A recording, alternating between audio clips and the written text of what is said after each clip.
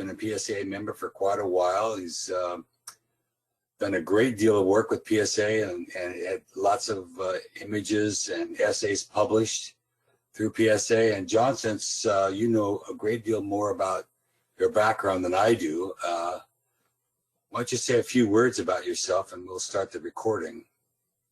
All right. Okay, yeah, I've been a PSA member for, I think, 5 or 6 years now, and have always been associated with a photo travel division. I have been, well, it was some strange times when we had some turnover of administration. I was actually the first vice chair of the division for a weekend, and then we got things squared away, and I became associate editor of the newsletter, which, by the way, if you guys, any of you that are members of PSA, you're certainly welcome to get on my list of members that get the travel division's newsletter every quarter. So at the end of this presentation, you'll see my email address. If you just drop me an email, I'll add you to that list. I'm a part of the travel advisory group. I'm a travel advisor. And by the way, I use that service myself sometimes. I'm also I've made presentations at the annual convention 3 times. And also I do judging. So I judged, I said, just in last year and this year, I've judged 9 competitions. So that's all you need to know about me. Well, I'll tell you, I'm 81 years old. I'm married. My wife has Alzheimer's, and she is in an assisted living facility and has been for quite a while. She's actually in her 13th year of Alzheimer's. Wow. But we do all right. I'm able to visit her now that COVID has retracted a little bit in the state of Georgia, and that's good. Visited with her today. John, so tell us what kind of equipment you're using. I use Nikon. Just recently, 5 or 6 months ago, bought the Nikon Z7, the mirrorless, and I really like it. As far as processing, I do everything in Lightroom with the sometimes assistance of Silver Efex Pro, the black and white processing program. It's a plugin. Yes. All right. Well, we'd love to see you start your presentation, and so take it over. Okay. Elizabeth, it's up to you now to get me. I can get the button to work. There we go. I need to go through the hide everyone. Yeah, so if you guys don't want to see all the people and you want to make John's screen bigger, go up to the top and click where it says view everyone, and you can click hide everyone, and John's screen will be full size. Okay, is everyone okay now with seeing my first? Okay. Yeah. No problem. I need to tell you right straight off the bat that everything that all my judgments about black and white versus color are opinion. Plain and simple opinion. You may not agree with me on all of them, but that's okay too. And the other thing is that I'm colorblind, so that justifies, for me at least, my my being taken with the black and white. So I'm gonna I'm gonna go through a whole lot of slides, and I'm gonna give you a color version, and I'm gonna give you a black and white version, and then I will I'll tell you why I did the black and white. So we can if I can make it work. There you go. This is a historic property near where I live. It's up in northeast corner of the state of Georgia. I made this photo though for a reason that it isn't apparent. Now the colors here, you know, they're nice. It's nice, warm feeling. But I wanted the architecture, and I wanted the extreme of this, these lines converging out here into the middle of nowhere. So for that reason, I converted to black and white. And having done that, now the important thing about the photo is the composition, the structure, and the elements, as opposed to the color version.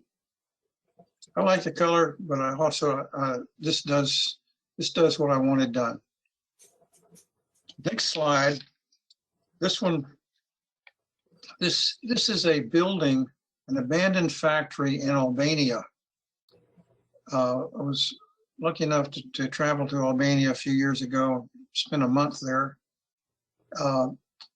This factory fits right into my. I really like what people call urbex, urban exploration. I like going into old places because they convey to me a history and almost a spookiness. But this photo here doesn't do it quite what I wanted. So what I did was I put it over in the SilverFX Pro, and then I overexposed all the greens and the yellows. Just ran the sliders all the way out to the right. And that's the result. And now you can see what's going on here. Now you can see that this is, in fact, a factory. These heavy structures here, because the whiteness of the undergrowth becomes so dramatically different that you can see it. So green or natural color and having been processed. Here's another abandoned place. This is in central Georgia. It's an abandoned retail nursery, and I have been there back in the day when it was a thriving business, and all this area was just covered with nursery plants for sale. And all these are tables that are lying around. They're all covered with plants. And I was attracted to the photo because of all this metalwork and all. And it seems to all be going down toward this vanishing point here.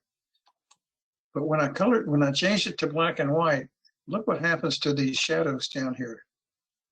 These shadows now become a very important element.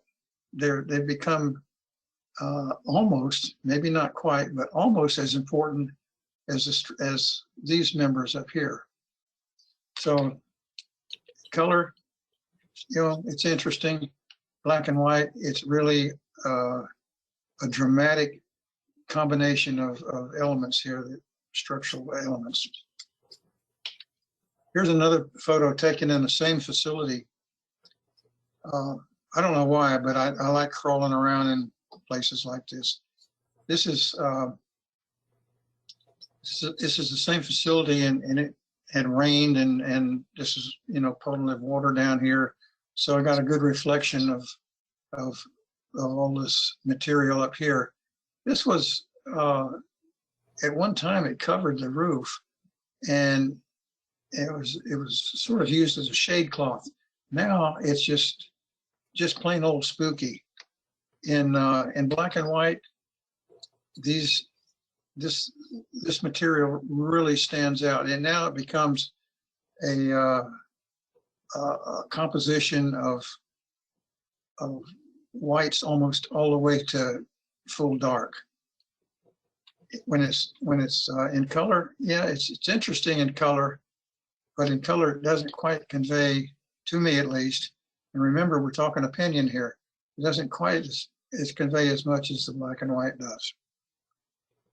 So while I was here, two great big guys came and told me I had to leave. So that's the last picture you'll see from here.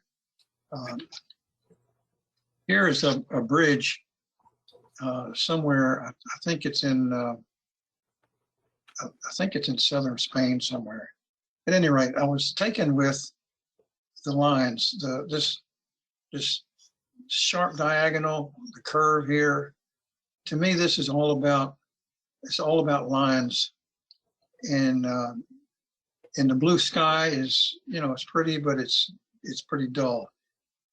I can really make the structure pop though when I convert it to black and white.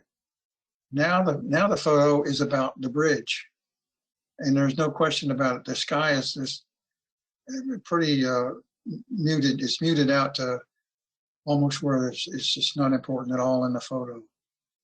So it's in color, it's interesting, but there's too much blue for me. And you guys really need to know that I am colorblind. I can see I can see colors like this blue. When it comes to red, green, though, I'm not doing too well. Here is this is Mesa Verde, and I'm using this as a lead-in slide for a series that is, we're going to look at texture. This is actually, if you've been there, and this is a lot closer to you guys than it is to me, but if you've been there, you know that it's pretty tough to get this shot because there's people crawling around all over it.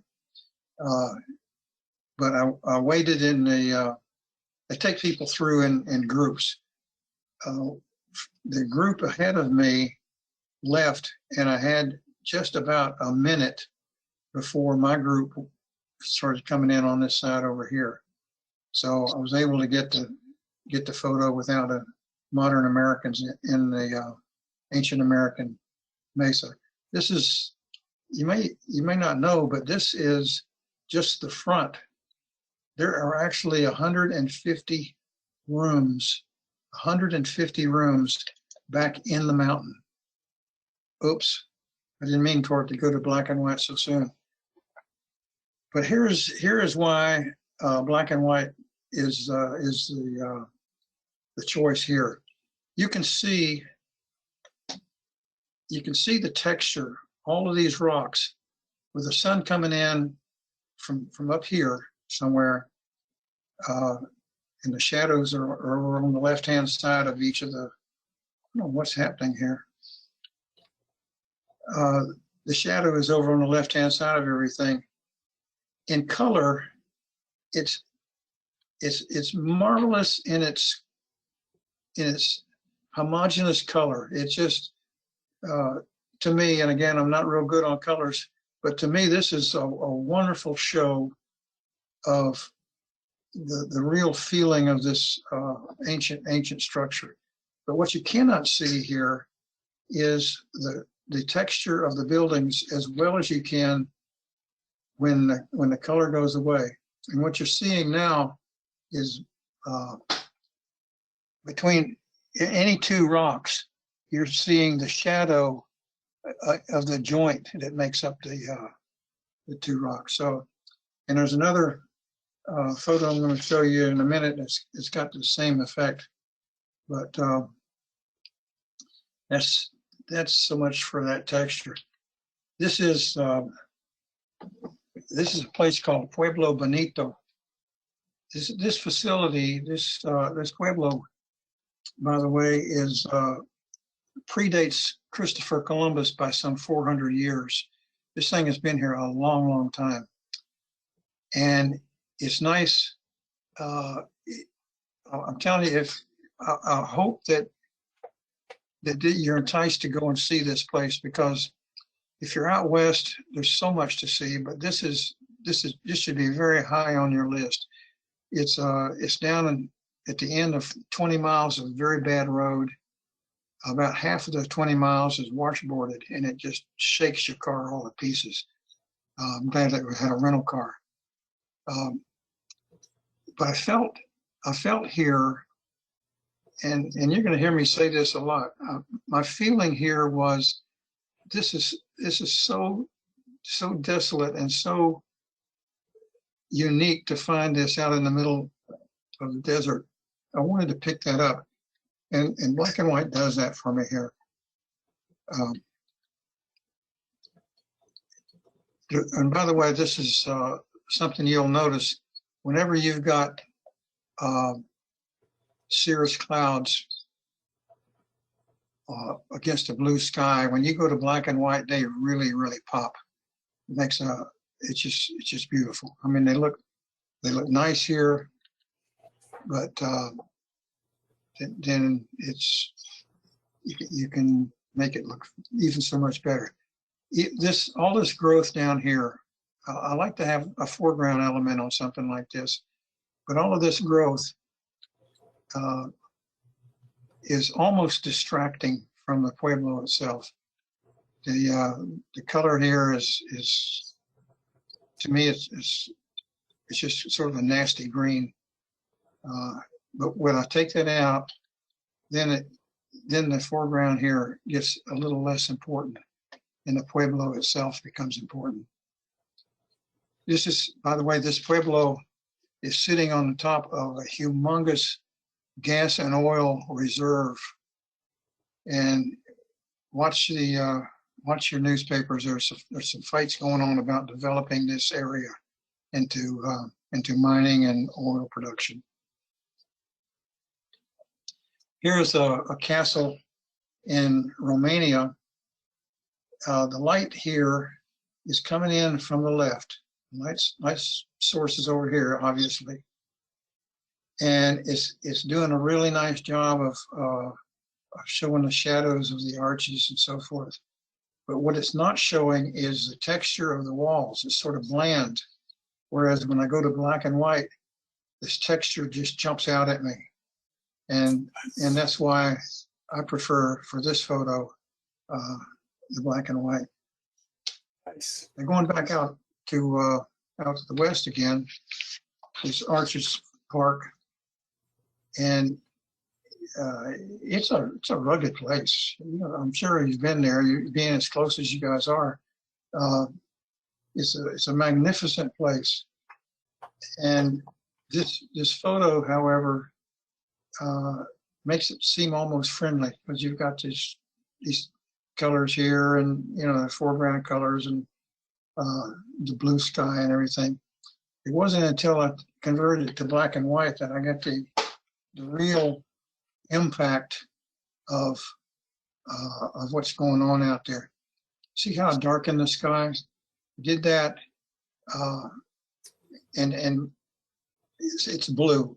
Okay, so if you underexpose the blue, it becomes black, and when it becomes black, it makes a better silhouette of all these stones up here.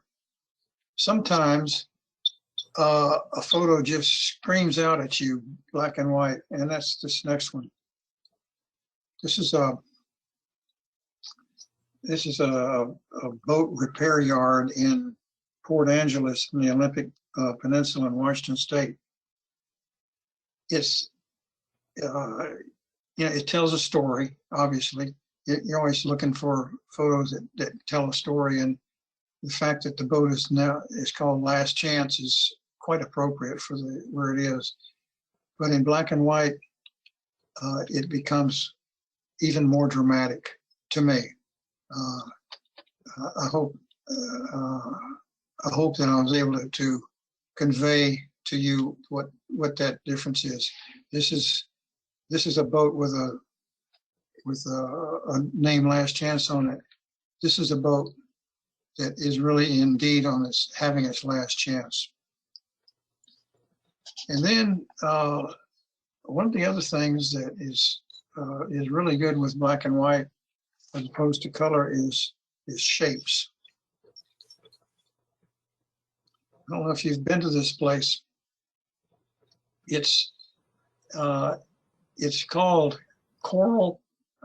It's got a long name. It's a state park. Coral Pink Sands State Park.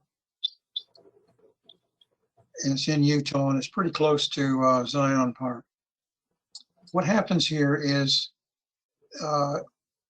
every day as the sun sets, there's a temperature change between this location and a location about 10 miles south. And it's a fascinating thing that happens.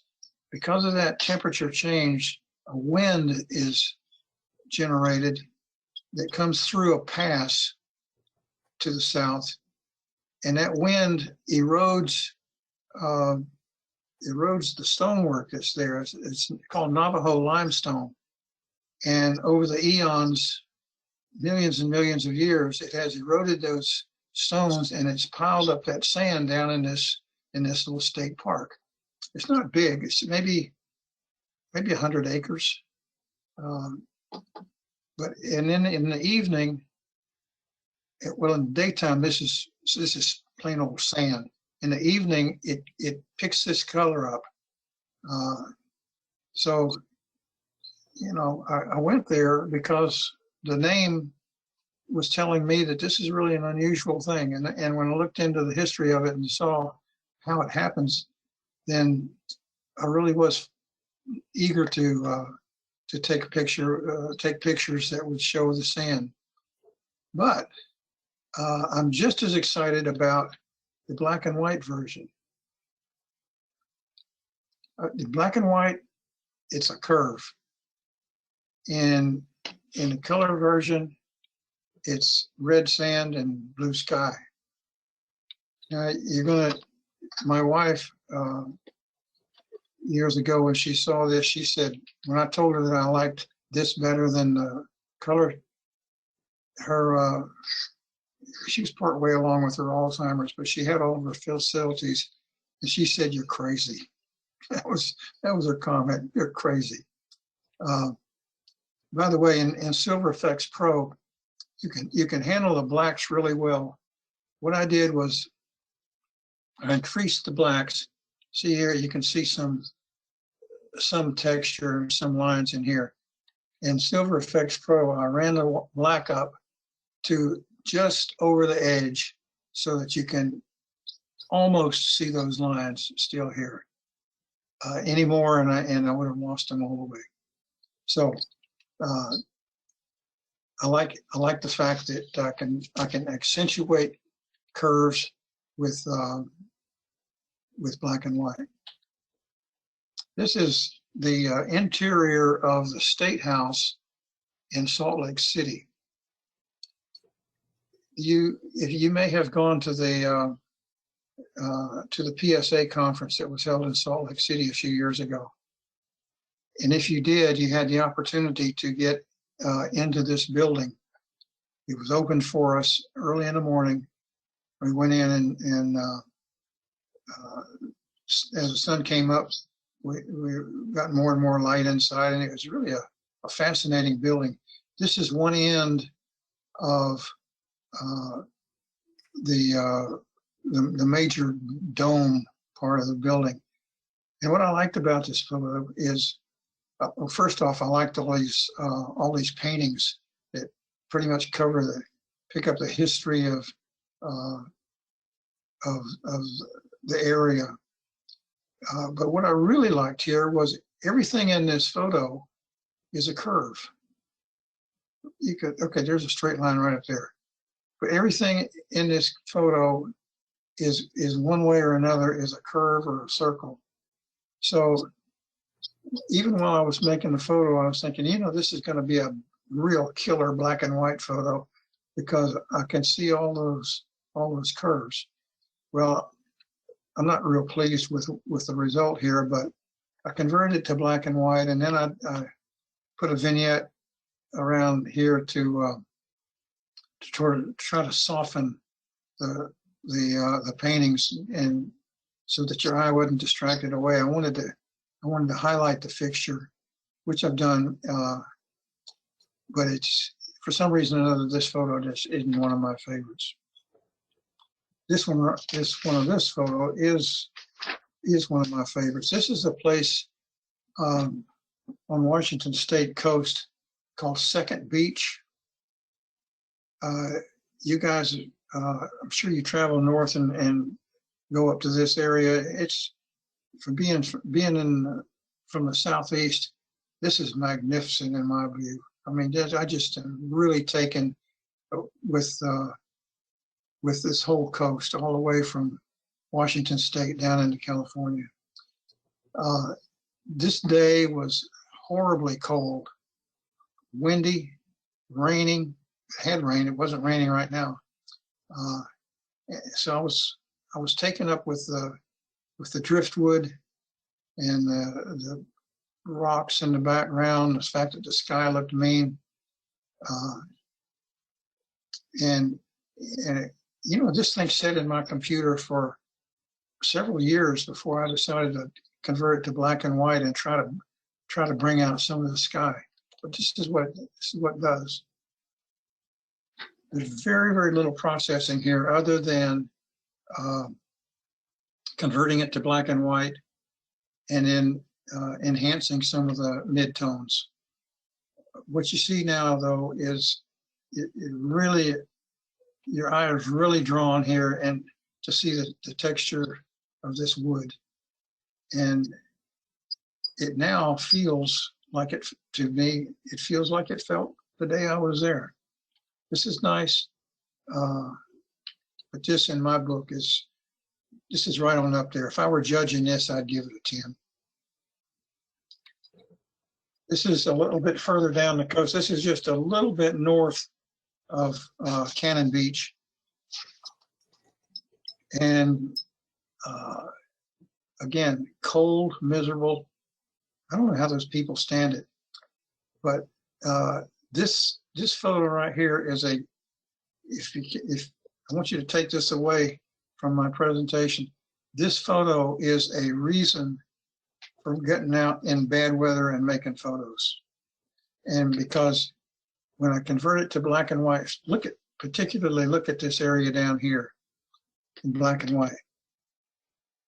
Well, to start with, the clouds become real bangers. But you see the mist down here has created these silhouettes that are really a nice part of the composition. I have to admit that I enhanced the blacks a little bit to bring out the textures of these stones here. Color, black and white.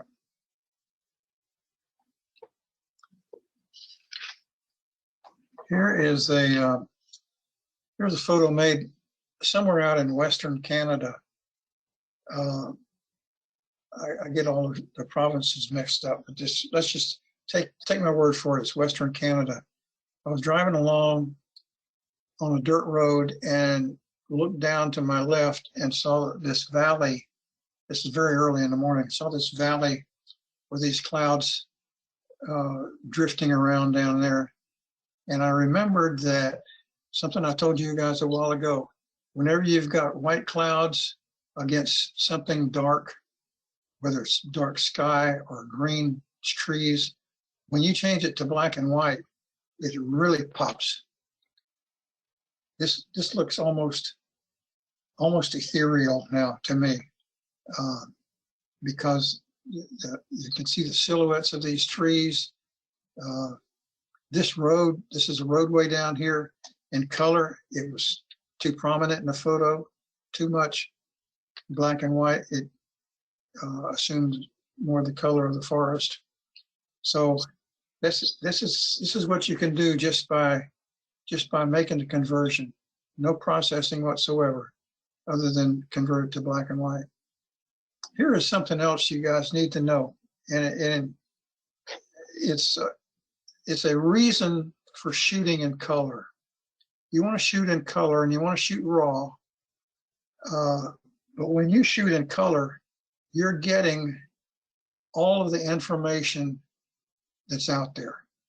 If you shoot in black and white, the camera is making a conversion for you, and you're losing the ability to handle it. So my advice to you is always shoot in color, and then you can do with it as you wish. This is an emotional thing for me.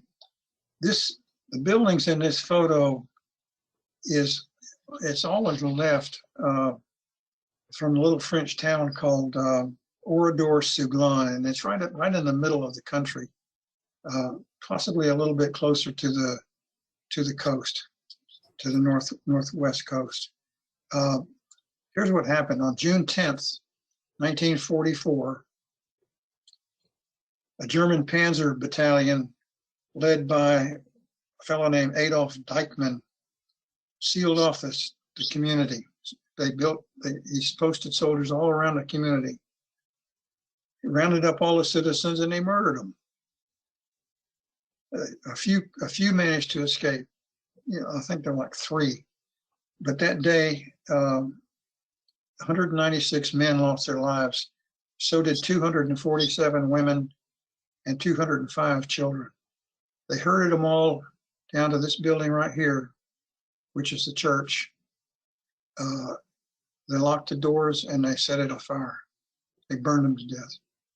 This guy, Deichmann, made his way to the Nuremberg trials, by the way, and got his comeuppance in. But the country, France, has preserved this village just as you see it here.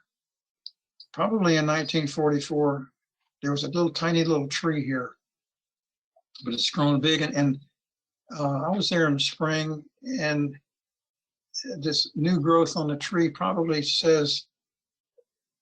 conveys new growth, a second chance, a rebirth of the community.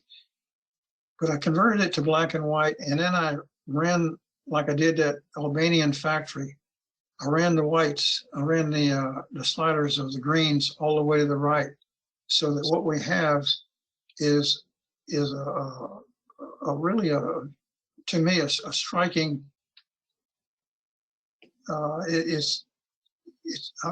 This may not mean as much to you, the viewer, as it does to me, having been there and read the stories about what happened. But this is almost the spirits of this town, and it just sits there like this, and it's just beautiful, beautiful place. If you're traveling in France, go here. It is worth a long drive to view this town and read what has happened there. And it almost has an infrared look about it. Now, this you may recognize. This is the place where Forrest Gump, remember old Forrest Gump? He did an ultra marathon. He ran back and forth across the country. Oh yeah. When they asked him why, he just said, "Yeah, well, I just wanted to." And it was at this point, right here. This is milepost 13. It was right in this spot that he said, "I'm pretty tired. I think I'll go home." And that was the end of it. Again, this is a whole slew of photos stitched together. I could have done this with a wide-angle lens. Had I done it with a wide-angle lens, all of this here and all out here, you know what happens in a wide-angle lens, it just becomes fuzzy. But by using a shorter lens and making a photo here and here, oops, then here and here, I was able to get real sharp photos all the way. Then I converted it to black and white and put a border around it. Now, why black and white? I'll take a line from Forrest Gump. I don't know, I just wanted to. If you've been to Banff Park in Western Canada, you may recognize this photo. This is Lake Louise. another one of those really, really cold days where you can see a lot of snow on the mountains out here.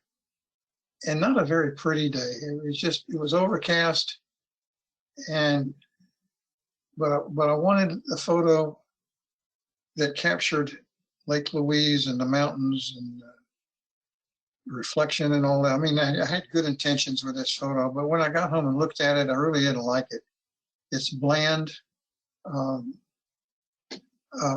man who I really admire one time told me that when you're shooting landscapes, you want to give the viewer a place to stand. And this is my attempt at giving the viewer a place to stand. But it just doesn't do it. I mean, you know, this area in here, for instance, is almost dead. So, but I can bring it out in black and white. And now I have some serious foreground. The reflection is strong. It wasn't real strong here, you know, it was there, but it wasn't as strong and crisp as this is. So that's another reason to take black and white. And again, on a photo like this, you get home and you say, well, I wonder what it looks like in black and white. And then you're able to do that if you have it captured in color to start with. This next one is a place just right down within a half mile of my house. It's had rained in this muddy creek. I was out walking just because we'd been cooped up for a long time. And I came across this scene and I made the photo and I like it. I like even my color blindness. I like this color here. I like what's going on and I like the color of the stream. But when I converted it to black and white, I found something that I didn't know was there. And what it is the laciness of those leaves. I had no idea that the definition of these leaves was so crisp and so sharp that it's almost like this is a texture when it's really in fact a million leaves. This is nice. This is a comfortable picture, but to me it doesn't come in very close to what this one shows me. By the way, you want to get sharp details like this, you best take your camera, your tripod with you. There's no other way. Okay, let's look at a few flowers. People say, why in the world would you make a black and white photo of a colorful flower?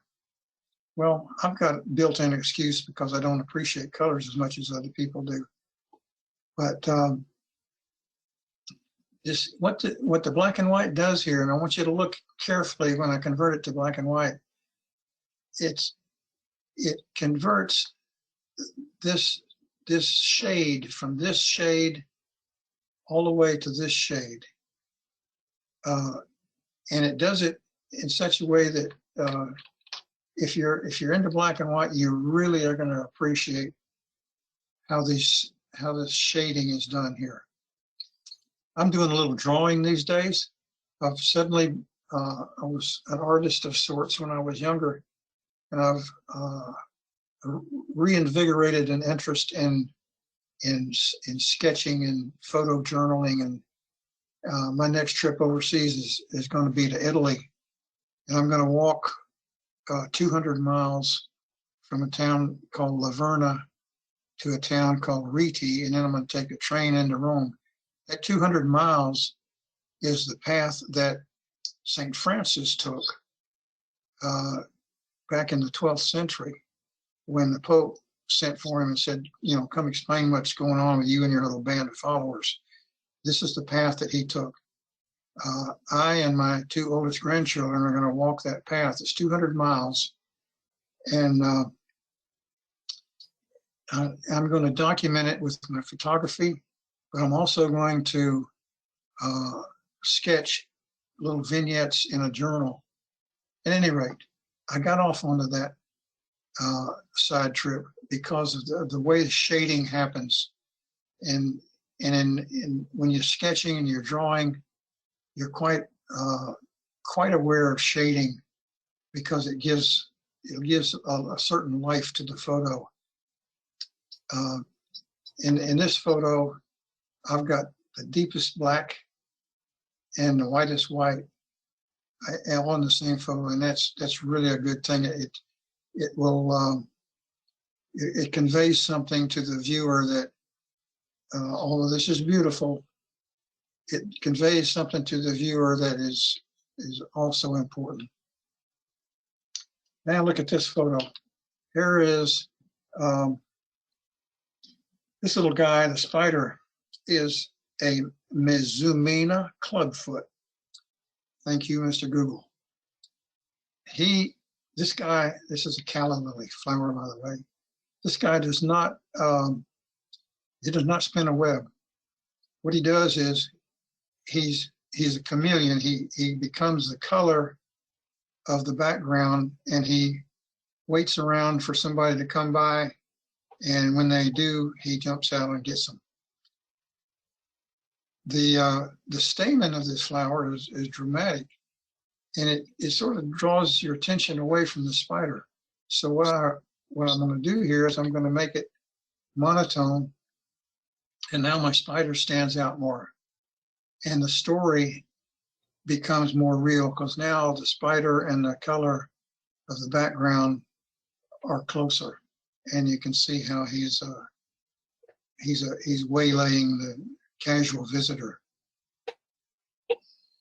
This next one,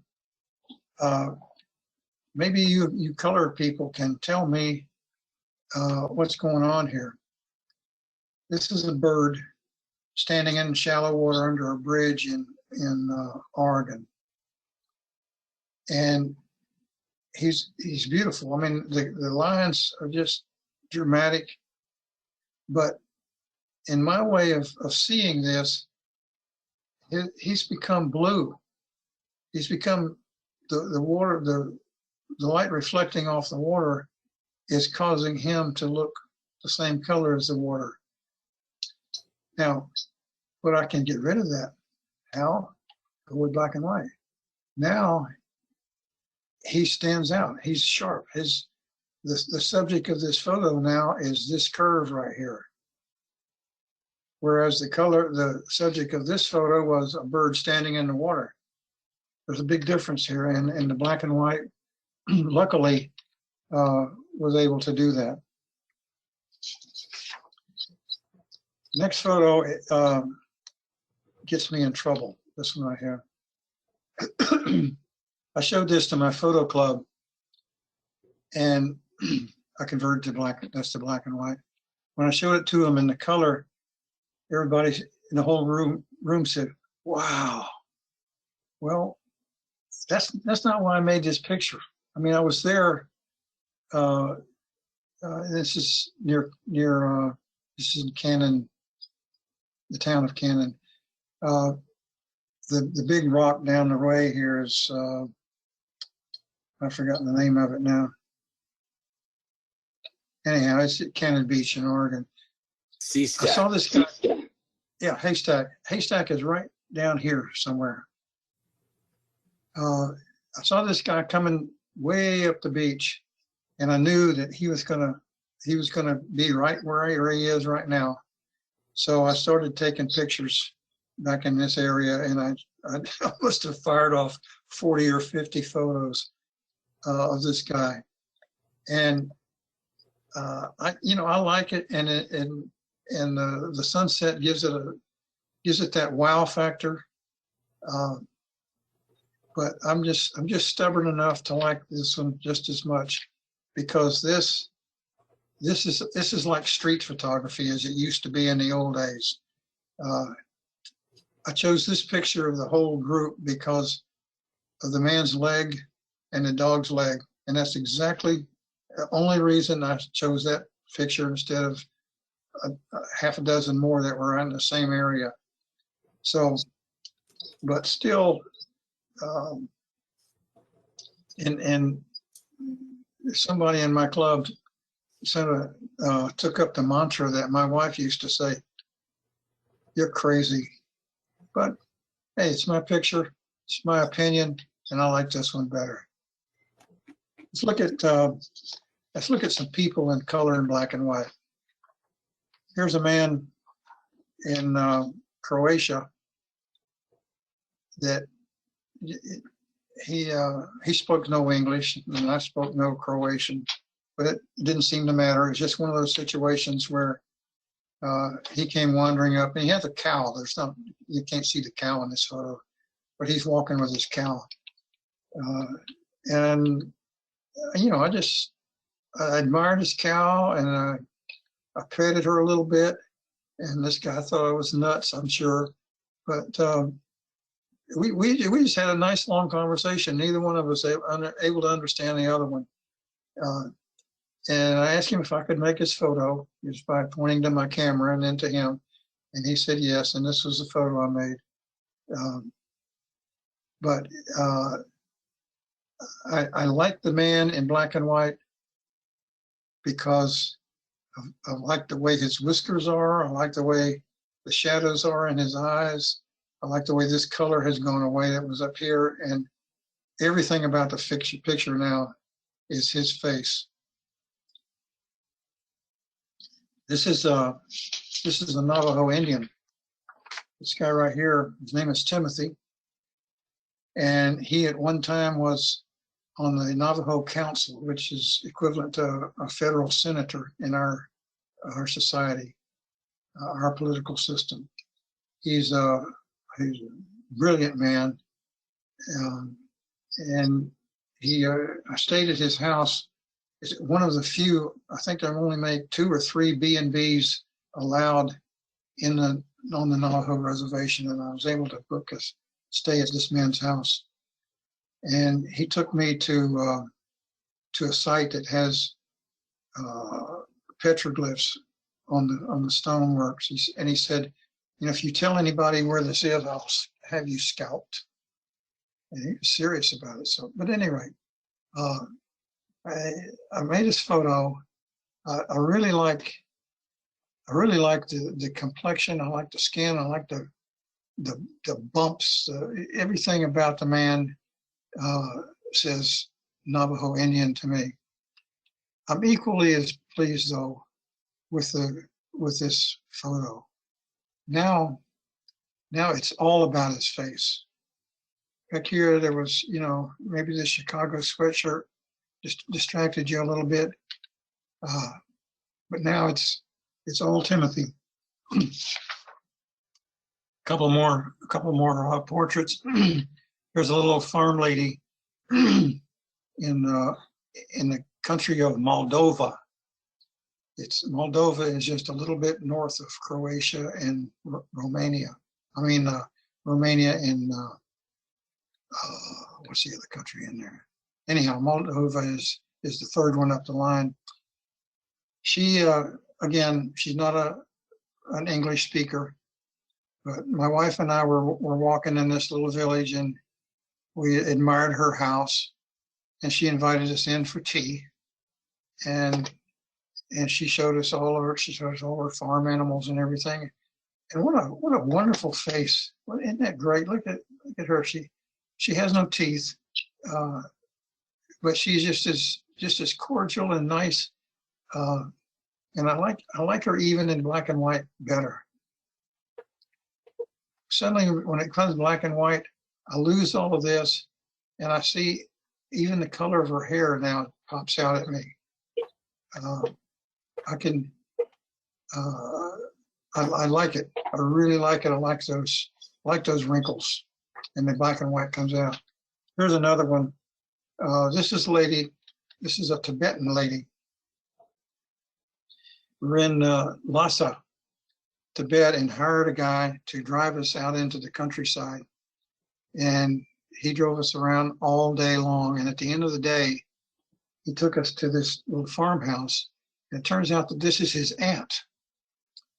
and he had arranged for her when we got there. He went off and talked to her a little bit, and we looked around the farm, and then he took us to her patio, and she had prepared tea and had cookies for us. And wasn't that nice? I mean, she just, and look how sweet she is, and little earring and everything. But you know what? I like the color version of this photo better, and there's only one reason I do, and that's these tin cans over here. Her patio was lined with these tin cans with the plants growing in them, and it's the story. Okay, sometimes you just have to keep what tells the story, and to me, those tin cans tell the story of this lady's life. So let's look a little bit about let's look at some street photography. This is on the island of Majorca in Spain. My wife wants me to point out that this is not her. In street photography, you're always looking for repeats, pattern repeats, and this statue and this lady are the similarities that make the street photo. And it's even better when her red shirt goes away. Now you see her a little bit chubby, and she's just the same as the statue.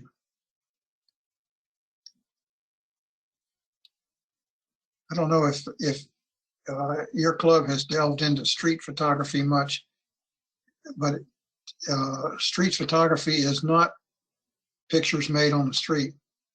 Street photography, in the sense of Cartier-Bresson, is altogether different. It's that magic moment when you catch you catch a situation that has a story, and if you look at Cartier-Bresson's work, it's all over here. The next one is even better. This is in the Vatican. The Vatican has a museum, and if you're there and you go through the museum, you best plan on taking a whole day. It's humongous. What has happened though is at the end of the museum, at the end of the route, there are little rooms where you can sit down and just rest your feet for a while. Believe me, you're tired. My wife and I were sitting there back on this side of the room, and I was studying this photograph up here. It's part of the Vatican collection. I have no idea who the artist is. But while we're sitting there, this couple walks in, and they sit down over here, and I'm sitting there, and all of a sudden, I almost wanted to scream. Look at this. Look at this face. And look at this face. Look at this drapery of the dressing over her body. And look at this. And look at the direction this guy's looking. And look at the direction that this person looking. I just almost had a heart attack when I saw this. But there's so many things about it though that when it becomes black and white, becomes even more important. Now you're seeing these similarities, even that you couldn't see them before. So so that's the end of the comparisons, and I want to leave you guys with some reviews. And my suggestion is that you want to try out black and white, and here are some times when you would want to. Like when you want to emphasize the design elements, you want to give more importance to the shadows. You want to capture the environment, emphasize shape, add drama to the photo. You know, this photo had a lot of drama to start with, but where in black and white, it just jumped at you. Shoot on a bad weather day. Express an emotion. And show detail. Emphasize shading, character, or create an impactful street photo. So those are it's sort of a summary, but some parting shots. Always shoot in color. When you shoot in color, you're getting all of the information that your camera is capable of receiving. If you shoot in black and white, then your camera is throwing away a lot of it. Shoot in color. If nothing else, that enables you to make green growth look white. Always shooting raw. I use Lightroom and Silver Effects Pro. I started out in life using Photoshop, and somewhere along the line, I got to using Lightroom, and it does everything in the world I need. Only on 1 in 200 or 300 do I ever want to go back into Photoshop for some reason or another. Black and white has its challenges. It's, you know, you remember the sunset with the guy walking the dog? In that photo, you had the beauty of the sunset. In the black and white version, all you had was light, shadow, and composition.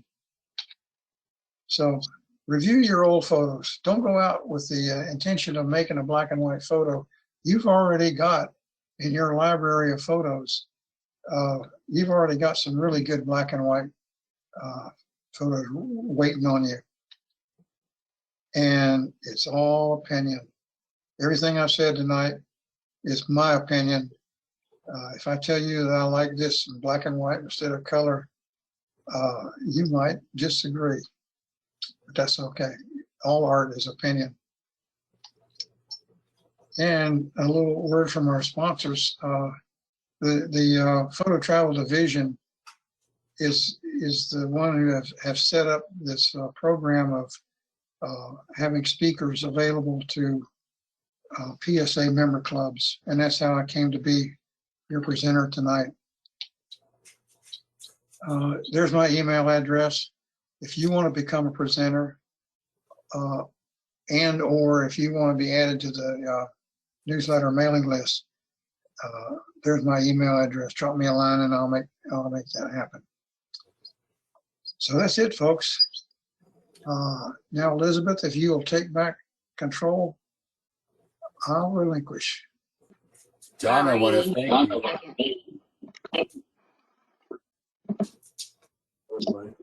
Thank you very much. John, on behalf of the Camera Club, I'd like to thank you very much. Your presentation, I think, was very enlightening. And, opened a lot of eyes. We do have a lot of to do black and white. They